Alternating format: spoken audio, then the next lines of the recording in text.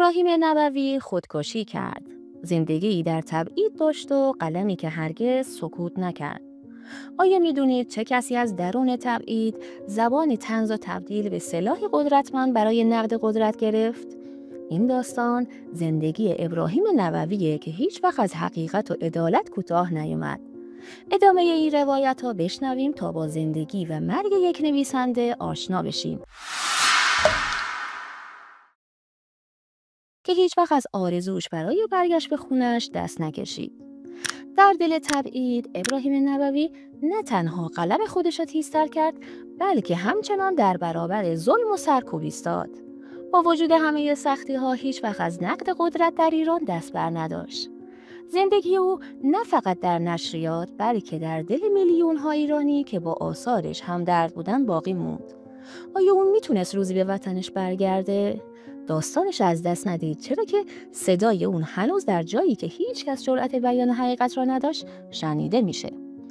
ابراهیم نووی روزنامه‌نگار، نویسنده و طنزپرداز برجسته ایرانی در 22 آبان 1337 در آستارا به دنیا اومد.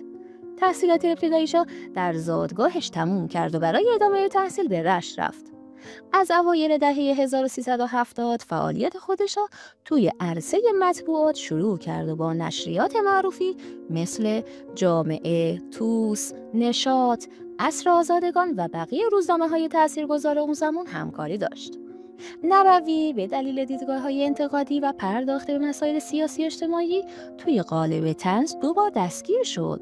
اولین بار در سال 1377 به اتهام اقدام علیه امنیت کشور دستگیر شد و 1 ماه حبس کشید. در سال 1379 بود که دوباره به اتهام اهانت به مسئولان حکومتی و توهین به نظام جمهوری اسلامی زندانی شد. این فشارها باعث شد که اون در فروردین 1382 ایران را ترک کنه و به خارج از کشور مهاجرت کنه. توی تبعید بود که با رسانه‌های مختلف فارسی زبان مثل رادیوی زمانه، روز آنلاین، هفته نامه گویا و صدای آمریکا همکاری کرد و با نوشتن طنزهای سیاسی و انتقادی ادامه داد. نووی به ادبیات فارسی علاقه زیادی داشت و تحقیقاتی هم در تاریخ طنز می‌کرد. خونش پر از کتاب بود و همیشه به نوشتن ادامه میداد. اون بارها از آرزوش برای برگشت به ایران حرف زده بود. یه جا گفته بود که دلم میخواد توی محیط زبان فارسی زندگی کنم، همون رنج‌ها رو بکشم و در همون شادی‌ها شریک باشم. اما متاسفانه شرایط اجتماعی و سیاسی مانع از تحقق این آرزو شد. و در 26 دی 1403 خبر تلخی تمام جامعه فرهنگی ایران رو شوکه کرد. ابراهیم نووی در مریلند آمریکا به زندگی خودش پایان داد. این خبر واکنش‌های زیادی داشت و خیلی از اون به عنوان کسی که عاشق ایران بود و هیچ وقت از نقد قدرت دست نکشید یاد کردند.